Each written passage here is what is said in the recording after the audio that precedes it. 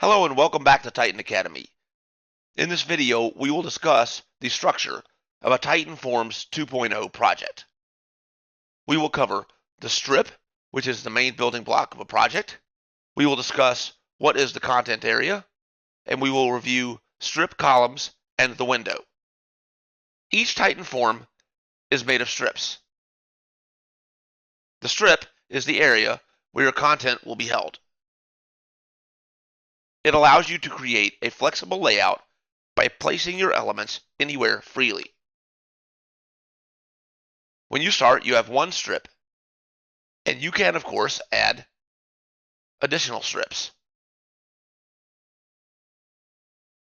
Notice the content area boundary lines. The two red lines on either side of the page.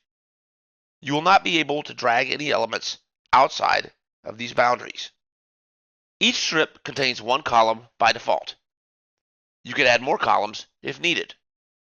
Simply right-click and choose Add Column before or after. You can also add columns by selecting the strip in the main styling window. As you can see, the content area of the strip does not take up the entire screen. It is a centered area with a size set in pixels which can be changed. The area that you see around the content area is called the window.